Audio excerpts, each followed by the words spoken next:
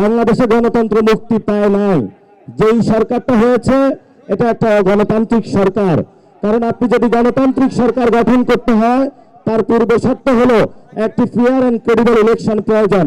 কিন্তু এই ইলেকশনে দেখেছি আমরা ইঞ্জিনিয়ারিং হয়েছে, এই ইলেকশনে দেখেছি ভোট ডাকাতি হয়েছে, কেন্দ্র দখল হয়েছে এবং সিস্টেমেটিক একটা অপারেশনের মধ্যে দিয়ে বাংলাদেশের জনগণের যে রায়, সেই রায়কে দিল্লিতে এবং লন্ডনে যে চুক্তি হয়েছিল সেই চুক্তি অনুযায়ী সরকার গঠন করা হয়েছে। এজন্য আমরা বলবো ময়ূর তার পেখম যদি কাকের উপরে তাড়ানো হয়, কাক কি ময়ূর হয়ে যায়? তো এই জন্য বলবো যে স্বৈরতান্ত্রিক যে ব্যবস্থা আমাদের সংবিধান রয়েছে, এই সংবিধানে যিনি প্রধানমন্ত্রী বর্তমানে আছেন উনি স্বৈরতন্ত্রের পথে হাঁটছেন। এই জন্য আমরা ওনাকে বলবো বাংলাদেশের মানুষকে ঐক্যবদ্ধভাবে আমাদেরকে সংবিধান সংস্কার সভা যেটা আছে এটা বাস্তবায়ন করতে হবে। আমাদের অনেক মা বোন দর্শিত হচ্ছে, আল্লাহর রাস্তায় আপনাদের কাছে মাপ চাই। যেই মায়েদের থেকে আমাদের জন্ম, আপনার একজন সন্তান আছে, আল্লাহর রাস্তায় যেই কোনো ভাবে হোক বাংলাদেশে এই যে স্বরাষ্ট্রমন্ত্রী আছেন অটোরিকশা নিয়ে ব্যস্ত আছেন, এই যে বিভিন্ন কাজে ব্যস্ত আছেন, এগুলো বাদ দিয়ে আগে দর্শনটা থামান। আজকে বিএনপি সরকারের পক্ষ থেকে একটি সিদ্ধান্ত নেওয়া হয়েছে।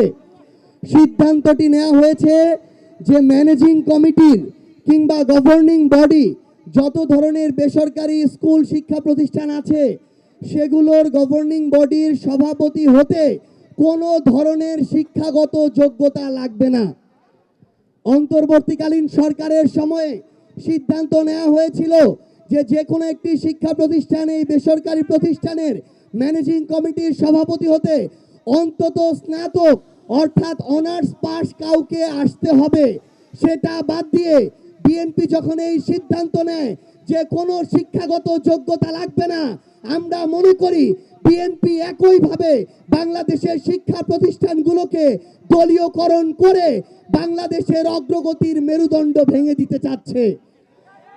আওয়ামী লীগ যে প্রক্রিয়ায় বাংলাদেশের শিক্ষার মান এবং কোয়ালিটিকে ধ্বংস করে দিয়ে বাংলাদেশের স্বৈরাচার কায়েম করেছিল, বিএনপি যদি একই প্রক্রিয়ায় মুখে সবার আগে বাংলাদেশ আর কাজের সময় কোনো মানের দরকার নাই, যোগ্যতার দরকার নাই, এই প্রক্রিয়ায় যেতে চায়, তাহলে বাংলাদেশের জনগণ আগামীতে তাদেরকে প্রত্যাখ্যান করবে।